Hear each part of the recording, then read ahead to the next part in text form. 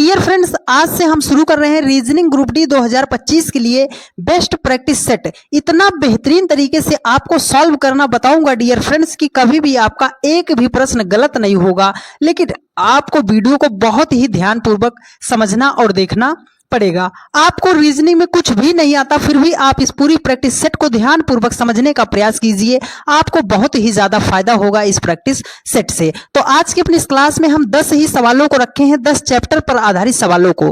तो आप सभी लोग पूरा मन लगाकर देखिएगा, आपको बहुत ही ज्यादा फायदा होगा इस क्लास से। तो चलिए ज्यादा देरी ना करते हुए क्लास को शुरू करते हैं और एक बेहतर अंदाज में सीखने का प्रयास करते हैं। तो देखिए हमारे सामने ये पहला क्वेश्चन दिया गया है, कह रहा है कि 23 का जो रिलेशन 531 के साथ है वही सेम लॉजिक से 27 का रिलेशन क्या होगा। मतलब सर 23 को जिस प्रकार उसने 531 लिखा है तो 27 को हम क्या लिख सकते हैं। तो हो सकता हो अभी आपको ये मुश्किल लग रहा हो कि सर हम कैसे करेंगे।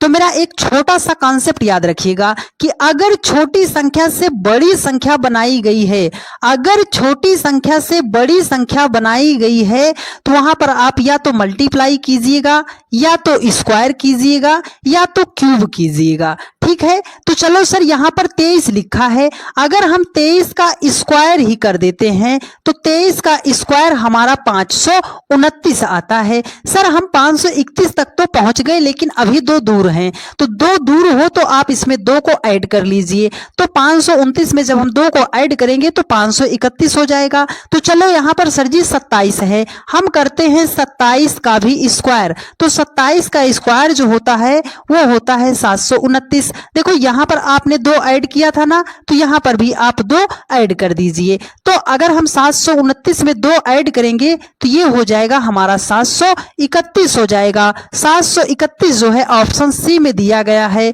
और यही आपका राइट आंसर हो जाएगा। उम्मीद करते हैं आपने मेरा यह कॉन्सेप्ट और यह सवाल बहुत ही ध्यानपूर्वक समझने का प्रयास किया होगा। बस आपको एक जरूरी बात याद रखनी है कि अगर छोटी संख्या से बड़ी संख्या की तरफ जाया जा रहा है तो मल्टीप्लाई कर सकते हैं, स्क्वायर कर सकते हैं, क्यूब कर सकते हैं। ठीक है डियर फ्रेंड्स, तो चलिए अब चलते हैं नेक्स्ट क्वेश्चन पर। देखिए अगला क्वेश्चन है आपके सामने। क्वेश्चन कह रहा है कि उस विकल्प का चयन कीजिए जिसमें संख्याएं उसी प्रकार संबंधित हैं जैसे निम्नलिखित सेट की संख्याएं हैं। मतलब जिस लॉजिक से इन संख्याओं को लिखा गया है सेम उसी लॉजिक से कौन सा ऑप्शन लिखा जाएगा। तो देखो यह सवाल आज का लगभग ट्रेंड बन गया है, हर एक एग्जाम में आता है और मेरे बहुत सारे भाई इसको समझ नहीं पाते कि सर इसको हम करेंगे कैसे। तो आपको एकदम जीरो से बता रहे हैं, तो अपना ध्यान लगाकर समझिएगा। देखो जब भी आपके सामने ऐसा सेट बेस्ड एनालॉजी का क्वेश्चन आता है तो आपको करना क्या है, आपको हमेशा पकड़नी है छोटी छोटी संख्या को। अच्छा सर 8 है, 24 है, 6, अगर इसमें हम देखें तो छोटी संख्या 8 और 6 मिल जा रही है। अगर छोटी छोटी संख्या से बड़ी संख्या बनाई गई है तो वही मेरी बात है, मल्टीप्लाई कीजिएगा, स्क्वायर कीजिएगा, क्यूब कीजिएगा, लेकिन पकड़िएगा आप छोटी छोटी ही संख्या को। ठीक है, तो देखो सर यहां पर छोटी संख्या 8 और 6 है, 8 और 6 से हमें 24 लाना है। तो आपने बताया छोटी छोटी संख्या से बड़ी संख्या बनाने के लिए मल्टीप्लाई करते हैं। तो अगर हम 8 और 6 को मल्टीप्लाई करते हैं तो 8 छंगे कितना हो जाएगा, 48 हो जाएगा। लेकिन सर यहां पर उसने लिखा है 24, तो 24 और 48 का क्या रिलेशन है, 48 का आधा जो होता है वो होता है 24। मतलब पहली और लास्ट संख्या को गुणा कर देंगे और 2 से डिवाइड कर दें तो ये बीच वाली संख्या हमें मिलनी चाहिए। तो देखो 8 त्रिक 24 हो जाएगा, 24 का आधा 12 होता है, यहाँ पर 16 लिखा गया, ये नहीं होगा। 9 अठे कितना हो जाएगा 72, 72 का आधा 36 होता है, यहाँ पर 40 लिखा गया है, ये ऑप्शन भी नहीं होगा। 14 अठे आधा करोगे 44 तो कभी भी नहीं आएगा, तो ये ऑप्शन सी भी नहीं होगा। तो 3 गुणे 8 कर दो, 8 त्रिक कितना हो जाएगा 24, और 24 का जैसे ही हम आधा करते हैं तो कितना आएगा 12 आएगा। यहाँ पर बीच में कितना लिखा गया है 12 लिखा गया है। सेम पैटर्न जो है ऑप्शन डी फॉलो करता है और ऑप्शन डी ही आपका राइट आंसर हो जाएगा। इसी तरीके से सेट बेस्ड एनालॉजी का कोई सा भी सवाल आप सॉल्व कर पाओगे अगर मेरा आपको ये कॉन्सेप्ट पता रहेगा। ठीक है डियर फ्रेंड्स, तो चलिए अब चलते हैं नेक्स्ट क्वेश्चन पर। देखिए अगला क्वेश्चन है, बढ़िया सवाल है, बढ़िया तरीके से बताएंगे। देखो बोल रहा है कि दिए गए विकल्पों में से उस संख्या का चयन कीजिए जो निम्नलिखित श्रेणी में प्रश्नवाचक चिन्ह को प्रतिस्थापित कर सकती है।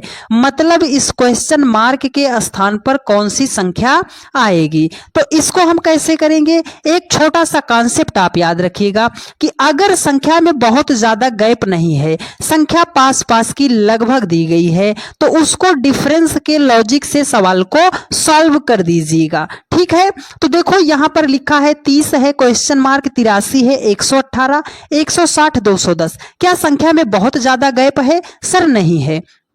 तो डिफरेंस के लॉजिक से सॉल्व करेंगे। देखो यहां से तो नहीं निकाल सकते क्योंकि सामने ही क्वेश्चन मार्क है, तो चलो यहां से निकालते हैं। देखो यहां से हम डिफरेंस निकालते हैं।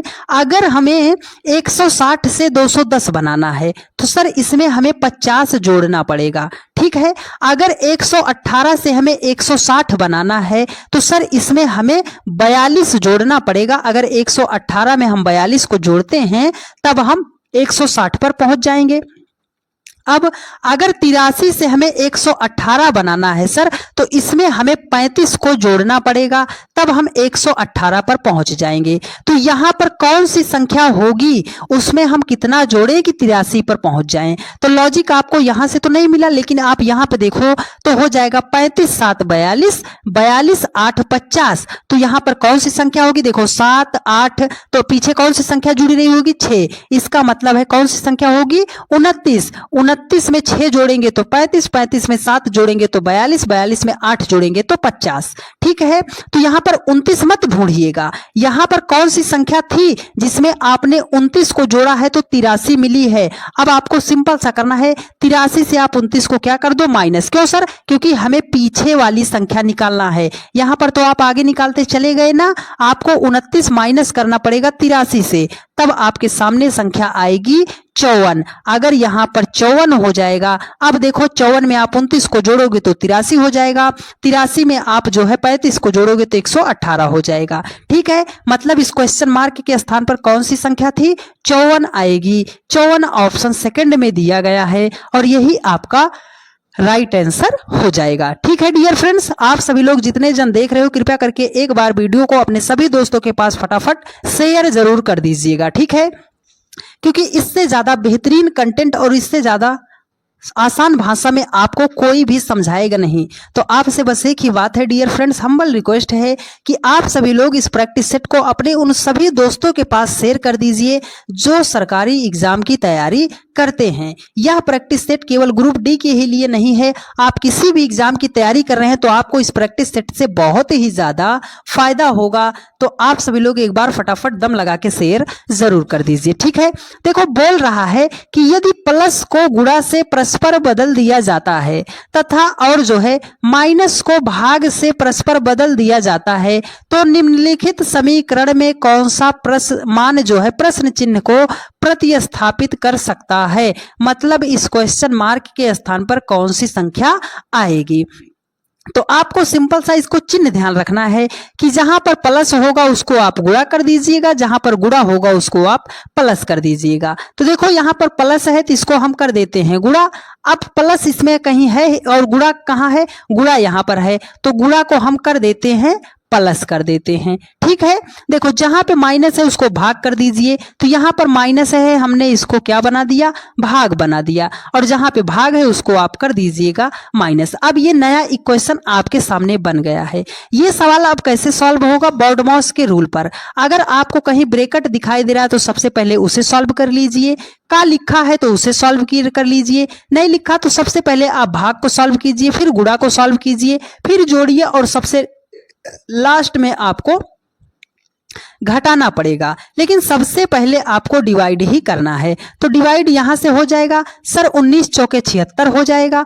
अब हम क्या करेंगे, गुणा करेंगे, तो गुणा सर यहां है 18 9 162 हो जाएगा। ये हो गया -53, ये हो गया +4। तो पहले घटाएंगे नहीं सर, पहले जोड़ेंगे। देखो गुणा हो गया उसके बाद जोड़ेंगे, तो 162 में जब हम 4 को ऐड करेंगे तो ये हो जाएगा 166। वहां से हमें 53 को माइनस करना है, तो अगर 166 से हम 53 तिरपन को माइनस करते हैं तो संख्या निकल कर आएगी 113। मतलब इस क्वेश्चन मार्क के स्थान पर 113 होगा। 113 जो है ऑप्शन 4 में दिया गया है और यही आपका राइट आंसर भी हो जाएगा। उम्मीद करते हैं मेरे हर एक भाई बहन ने यहाँ तक के सवालों को बहुत ही गहराई से समझने का प्रयास किया होगा। तो चलिए डियर फ्रेंड्स, चलते हैं आज के नेक्स्ट क्वेश्चन पर। अगला सवाल है ब्लड रिलेशन का।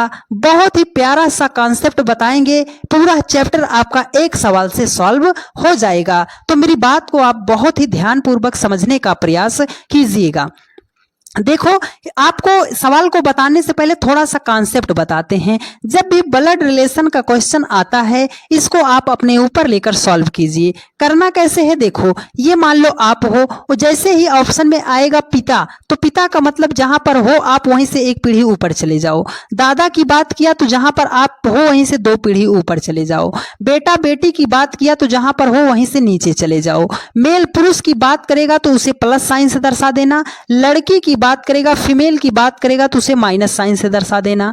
अगर 2 लोगों का विवाह शादी विवाह हुआ है तो उसे डबल बॉन्ड से दर्शा देना। इतनी बात पता है तो सवाल आपके कदमों में झुक जाएगा। देखो, यहां पर लिखा है A+B, यहां पर V+U है। सर ABCD यहां पर लिखा है, VU कुछ और लिखा है यहां पे, तो उससे आपको नहीं मतलब, आपको मतलब है केवल इस चिन्ह से मतलब है कि यहां पर कौन सा साइन दिया गया है, ठीक है, कौन सा चिन्ह दिया गया है। तो यहां पर प्लस है। प्लस देखो सर यहां पर है। प्लस का मतलब क्या है कि ए बी की बहन है। प्लस है ना, प्लस का मतलब ए बी की बहन है। तो ए बी तो यहां नहीं दिया गया सर, आपको ए बी से नहीं मतलब, आपको मतलब है कि ये जो पहला वाला है ये दूसरे वाले का क्या है। तो आप बोलोगे ये जो पहले वाली है ना ये दूसरे वाले की बहन है। मतलब ये जो भी है ये बहन है, किसकी बहन है सर, यू की बहन है। यहां पर गुणा लिखा गया है। गुणा का मतलब क्या है, ए बी का भाई है। मतलब यू जो है भाई है, किसका भाई है, क्यू का भाई है। यहां पर माइनस है। माइनस का अर्थ है कि ए जो है बी की बेटी है, ये क्यू जो है बेटी है। बेटी है तो मतलब ये बेटी कहां जाएगी, नीचे। किसकी बेटी है, टी की ये बेटी है। बेटी है तो हमने माइनस कर दिया। यहां पर देखो प्लस, प्लस का मतलब ए बी की बहन है। ये जो टी है ये बहन है, किसकी बहन है, आर की बहन है। फिर से प्लस है, मतलब आर जो है किसकी बहन है, पी की बहन है। आर जो है किसकी बहन है, पी की बहन है। यहां पर गुणा है। गुणा का मतलब ए जो है बी का भाई है, मतलब पी जो है भाई है किसका, यस का भाई है। क्वेश्चन बोल रहा है कि पी जो है भी के साथ कैसे संबंधित है। ये जो पी है वो भी का क्या लगेगा या लगेगी। तो इसको आप अपने ऊपर ले लीजिए। ये मान लो आप हो, ये आपका भाई है, ये आपकी बहन है, ये आपकी मम्मी है, ठीक है। ये मम्मी है, मम्मी की जो बहन है वो आपकी मौसी हो जाएंगी और आपकी जो मम्मी का भाई है वो आपका क्या लगेगा। बोलोगे सर जी वो तो मेरी मम्मी का भाई मतलब मेरा मामा लगेगा। तो मामा जो है ऑप्शन 3 में दिया गया है और यही आपका राइट आंसर हो जाएगा। ठीक है डियर फ्रेंड्स, चलिए चलते हैं नेक्स्ट क्वेश्चन पर। फटाफट आप सभी लोग वीडियो को शेयर करते रहिए। देखिए अगला क्वेश्चन है, ये क्वेश्चन है सिटिंग अरेंजमेंट का। आज तक सबसे ज्यादा अगर आपको कोई सा चैप्टर परेशान करता है तो सिटिंग अरेंजमेंट का ही क्वेश्चन परेशान करता है। एक ही सवाल से पूरा चैप्टर आपको समझा देंगे डियर फ्रेंड्स। एक भी प्रश्न आपका गलत नहीं होगा। तो कॉपी कलम को थोड़ा सा साइड रखिए, कमेंट को आप बंद कीजिए, बस ध्यान पूर्वक आप सुनने समझने का प्रयास कीजिए। देखो बोल रहा है कि ABCDEFG और H नामक लड़कियां एक वृत्ताकार मेज के चारों ओर केंद्र की ओर उन्मुख होकर बैठी हैं। ठीक है, कितनी लड़कियां हैं, 8 लड़कियां हैं। तो सबसे जरूरी बात, एक फिगर पर आपको काम नहीं करना है, आपको फिगर बनाना है 2। तो चलो सर 8 लोगों को हमने, ये सभी लोग किधर की मुख किए हैं, केंद्र की तरफ मुख करके बैठे हैं। कितने लोग हैं, 8 लोग हैं। ठीक है, अब देखो यहां पर कह रहा है कि ए जो है बी के बाईं ओर दूसरे स्थान पर बैठी है। देखो जो यहाँ पर पहला लेटर आ रहा है इसको हम बैठाएंगे कहाँ से, तो मेरा ये कर्सर आप याद रखिएगा, इसको यहीं से बैठाना है। ए यहाँ पर है, लेकिन ये ए जो है बी के बाईं ओर, अगर बी को यहाँ पर रखेंगे तब तो ये दायां हो जाएगा। है ना। तो ए जो है बी के बाईं और दूसरे स्थान पर, तो हमने बी को यहाँ पे बैठा दिया, पहला स्थान दूसरा स्थान, तो हमने ए को यहाँ कर दिया, बी को यहाँ कर दिया, पहला स्थान दूसरा स्थान। ठीक है, देखो एफ सी के ठीक बाईं ओर बैठा है, तो एफ सी अभी आपको कहीं दिखाई दे रहा है? नहीं दिखाई दे रहा। आगे बढ़ जाओ, डी जो है एफ या ई के निकटतम पड़ोसी नहीं है, अभी डी इसमें कहीं दिखाई दे रहा है? एफ दिखाई दे रहा, नहीं दिखाई दे रहा। आगे बढ़ जाओ, देखो बोल रहा है कि एच बी की, एच जो है बी की निकटतम पड़ोसी नहीं है। ये जो एच है ना तो यहाँ बैठ सकती है ना तो यहाँ बैठ सकती है, अभी हम नहीं बैठाएंगे। आगे बढ़ जाओ, देखो कह रहा है कि ए और डी के बीच केवल 3 लड़कियां बैठी हैं, ए और डी के बीच। तो अगर इधर से गिनोगे तो 1 2 3, 1 2 3, मतलब डी यहाँ पर बैठा है हमारा। डी कहाँ है? यहाँ पर बैठा है। अब देखो यहाँ पर देखो, अब पीछे लाइन पढ़ो, देखो कह रहा है कि डी जो है एफ या ई का निकटतम पड़ोसी नहीं है। ये जो डी है एफ, यहाँ पर एफ और ई साथ नहीं हो सकते। अगर यहाँ से आप लाइन शुरू करते, देखो बोल रहा है कि एफ जो है सी के ठीक बाईं ओर बैठा है, एफ जो है सी का बायां, यही तो होगा, एफ सी का बायां। हमें नहीं पता यहाँ बैठे थे या यहाँ बैठे थे, तो हमने सी को यहाँ कर दिया, एफ को हमने यहाँ कर दिया। अब देखो कह रहा है कि डी जो है एफ या ई का निकटतम पड़ोसी नहीं है। ये जो डी है एफ और ई के बगल में नहीं बैठा, तो सर यहाँ पर तो डी एफ के बगल में बैठा है, नहीं होगा। ये जो डी है एफ के बगल में यहाँ तो नहीं है, तो मतलब ई को हम यहाँ नहीं रख सकते, तो ई को हमें यहाँ पर रखना पड़ेगा। अब ये जो डी है एफ या ई का निकटतम पड़ोसी नहीं है, देखो बोल रहा है कि एच बी का निकटतम पड़ोसी नहीं है, तो मतलब एच हमारा यहाँ पर नहीं बैठ सकता, तो एच बैठेगा हमारा यहाँ पे। तो A B C D E F, एक ही व्यक्ति बचा है जी, तो ये फिगर हमारा गलत हो गया। क्वेश्चन कह रहा है कि निम्नलिखित में से कौन सी लड़की डी की निकटतम पड़ोसी है? तो डी की निकटतम पड़ोसी तो एक हमारा जी है, दूसरा हमारा एच है। तो कौन निकटतम पड़ोसी हैं? एच और जी हैं। एच और जी जो है ऑप्शन फर्स्ट में दिया गया है, और यही आपका राइट आंसर हो जाएगा। ठीक है डियर फ्रेंड्स, उम्मीद करते हैं मेरे हर एक भाई बहन ने मेरे कॉन्सेप्ट को समझने का प्रयास किया होगा, और ऐसे हम उम्मीद करते हैं कि आप सभी लोगों को सारी बातें समझ में भी आई होंगी। यदि आपको सारी बातें समझ में आई हैं तो आप सभी लोग एक थम्स अप करके ज़रूर बता दीजिए कि हाँ सर हमें क्लास जो है समझ में आ रही है। ठीक है डियर फ्रेंड्स, चलिए अब चलते हैं नेक्स्ट क्वेश्चन पर। देखिए अगला क्वेश्चन आपके सामने है, नंबर सीरीज का इतना लाजवाब क्वेश्चन है डियर फ्रेंड्स कि यकीन मानिएगा 80% बच्चे इसको सॉल्व नहीं कर पाएंगे, वो गलत कर देंगे, पर आपको बेहतरीन तरीका बताएंगे कि आप इसको कैसे सॉल्व कर पाओगे। ठीक है, देखो अगर संख्या, नंबर सीरीज में हम क्या बताते हैं, अगर संख्या छोटी दी गई है, उससे बड़ी दी गई है, उससे बड़ी दी गई है, बहुत बड़ी दी गई है, अगर संख्या छोटे से लगातार बड़े की तरफ जा रही है तो मल्टीप्लाई चेक कीजिएगा, स्क्वायर चेक कीजिएगा, क्यूब चेक कर लीजिएगा, आपका आंसर आ जाएगा। देखो सर अगर 1 से 5 बनाना है तो 1 पंजे 5 हो जाएगा, 5 से 25 बनाने के लिए 5 25 नहीं आएगा। तो आप ये देखो, अगर आप 29 को लिखना चाहते हो तो क्यूब में कुछ लिख कर सकते हो। आप बोलोगे हाँ सर, अगर हम 3 का क्यूब कर दें तो 3 त्रिक 9 त्रिक 27 हो जाएगा, अगर उसमें हम 2 को जोड़ देंगे तो 29 हो जाएगा। अच्छा डियर फ्रेंड्स, अगर 4 को लिखना चाहें सर, 2 का स्क्वायर कर देंगे, 2 दूनी 4 हो जाएगा, उसमें 1 को जोड़ देंगे तो 5 हो जाएगा। अच्छा सर, यहां पर 1 की पावर 1 कर दें तो 1 हो जाएगा, उसमें 0 को जोड़ दें तो 1 हो जाएगा। लॉजिक कहां से लगाएंगे? देखो 1 2 3, तो आगे कौन सी संख्या होगी? 4। 1 की पावर 1 किया है, 2 की पावर 2 किया है, 3 की पावर 3 किया है, तो 4 की पावर करेंगे कितना? 4। देखो जिसकी पावर जितना है उससे एक कम आपने ऐड किया है, तो 4 की पावर 4 है, तो हमें कितना ऐड करना है? 3 ऐड करना है। तो 4 की पावर 4 का मतलब क्या होता है? 4 चौके 16, चौके 64, चौके 256, और 256 में जब हम 3 को जोड़ देंगे तो हो जाएगा हमारा 259 हो जाएगा। 259 जो है ऑप्शन जो है सेकंड में दिया गया है, और यही आपका राइट आंसर हो जाएगा। तो इस प्रश्न का आप स्क्रीनशॉट जरूर ले लीजिएगा, क्योंकि यह बहुत ही बढ़िया सवाल है, बच्चे इसको गलत कर देंगे। ठीक है डियर फ्रेंड्स, तो चलिए अब चलते हैं नेक्स्ट क्वेश्चन पर। देखिए अगला सवाल है आपके सामने, देखो कथन एवं धारणा का क्वेश्चन है। कैसे करना है देखिए, आप पढ़िए पहले। देखो बोल रहा है कि दिए गए कथन पर विचार करें और निर्णय लें कि दी गई धारणाओं में कौन सी कथन में निहित है। तो ये कथन है, ये धारणा है। तो ध्यान पूर्वक आप ऐसा सवाल आए तो पढ़िए पहले, ठीक है। देखो बोल रहा है कि केप टाउन में पानी की कमी की विकटता के चलते सरकार ने पानी की खपत कम करने के आदेश जारी किए थे। एक मान लो ये कोई जगह है, यहाँ पर जो है पानी की गंभीर समस्या चल रही है, तो सरकार ने कहा कि आप सभी लोग पानी कम खर्च कीजिए। तो देखो बोल रहा है, धारणा क्या कह रहा है कि अधिकांश नागरिक पानी की खपत कम कर सकते हैं। यहीं पर आप हो, यहीं पर समस्या है और पानी की समस्या है, तो आप क्या करोगे? वैसे भी आप पानी की खपत जो है कम करोगे और सरकार का नियम आ गया कि पानी अब कम ही खर्च करना है, तो सभी लोग इसको मानेंगे। जाहिर सी बात है, क्योंकि जब कोई समस्या है उससे हम जूझ रहे हैं और उसका समाधान कोई उपाय है, समाधान हो सकता है, तो वो चीज हम करेंगे, ठीक है।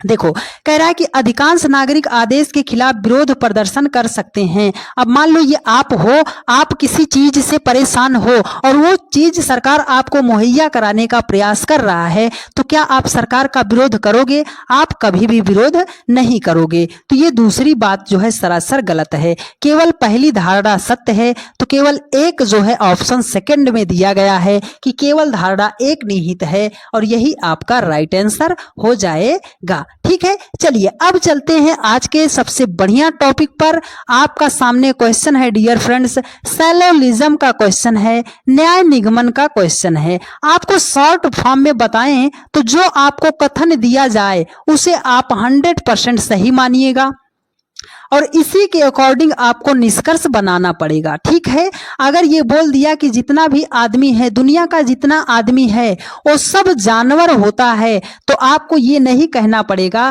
कि सर आदमी जानवर नहीं होता। अगर उसने कह दिया होता है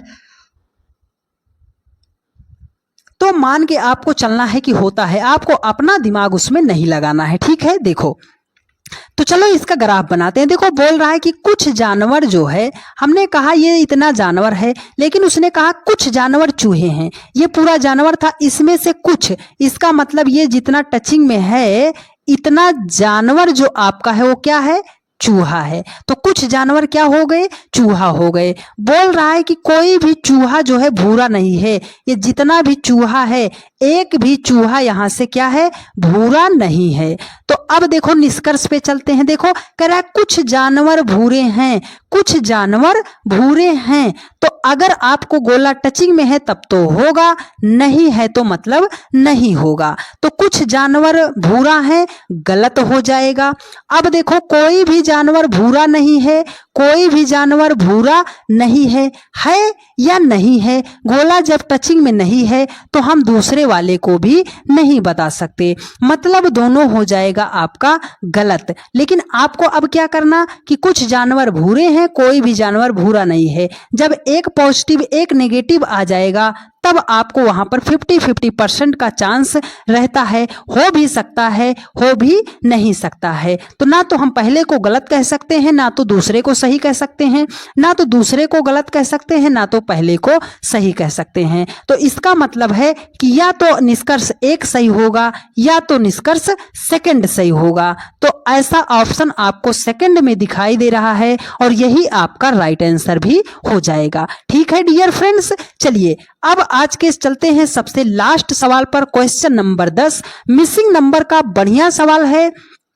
पूरा कॉन्सेप्ट आपकी जुबान पर रटा देंगे, पर अपनी नजर जो है स्क्रीन पर आप धंसाए रखना डियर फ्रेंड्स, ठीक है। देखो बोल रहा है कि लुप्त संख्या ज्ञात कीजिए। इस क्वेश्चन मार्क के स्थान पर संख्या फाइंड आउट करनी है। तो कैसे करना है अभी आपको हो सकता हो नहीं पता है। तो देखो जब भी आपके सामने ऐसा वर्ग में मिसिंग नंबर का क्वेश्चन आता है तो आपको मेरी केवल एक बात याद रखनी है कि जिधर सबसे बड़ी बड़ी संख्या दी जाए उसी दिशा में आपको सवाल को सॉल्व करना पड़ता है। तो देखो सर अगर इस रो में देखते हैं तो बड़ी संख्या यहां है, इस रो में देखते हैं तो बड़ी संख्या यहां है। अगर इस जगह पर आपको बड़ी संख्या दिखाई देगी, इसका मतलब है हमें लेफ्ट टू राइट सवाल को सॉल्व करना पड़ेगा। तो देखो अगर हम 14 और 4 को मल्टीप्लाई करते हैं तो 14 चौके कितना हो जाएगा? 56 हो जाएगा।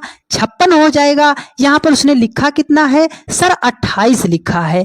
तो 28 जो है 56 का आधा ही तो क्या होता है 28 होता है। तो 21 और गुणे अगर हम 6 कर रहे हैं तो 21 छक्के कितना हो जाएगा 126 हो जाएगा। उसका आधा कर देते हैं तो 63 हो जाएगा। मतलब क्या है सर कि 45 को हम 8 में मल्टीप्लाई कर देंगे तो 360 हो जाएगा, पर हमें लिखना है उसका आधा। तो 360 का आधा कितना होता है 180 होता है। मतलब इस क्वेश्चन मार्क के स्थान पर कौन सा नंबर आएगा 180 आएगा। 180 जो है ऑप्शन डी में दिया गया है और यही आपका राइट आंसर हो जाएगा। उम्मीद करते हैं मेरे हर एक भाई बहन ने आज के पहले सेशन को, पहले प्रैक्टिस सेट को बहुत ही ध्यानपूर्वक समझने का प्रयास किया होगा और ऐसे हम उम्मीद करते हैं डियर फ्रेंड्स कि आप सभी लोगों को बहुत ही बेहतरीन तरीके से सारी बातें समझ में भी आई होंगी। तो डेली के रात 8:45 पर यह रीजनिंग का प्रैक्टिस सेट आज से तब तक चलेगा डियर फ्रेंड्स जब तक आपका ग्रुप डी का एग्जाम हो नहीं जाता है। तो आप डेली के रात 8:45 पर जुड़िए, आपको किसी का भी पेड क्लास खरीदने की जरूरत नहीं पड़ेगी। इतना बेहतरीन तरीके से आपको बताएंगे डियर फ्रेंड्स कि एक भी प्रश्न रीजनिंग का आपका गलत नहीं होगा। तो अगर मेरी सारी बातें आपको समझ में आई हैं और आप चैनल पर नए हैं तो आप सभी लोगों ने अपने इस परिवार को बहुत ही ज्यादा प्यार दिया है, बहुत ही ज्यादा सपोर्ट किया है, तो आप सभी लोग चैनल को सब्सक्राइब जरूर कर लीजिए।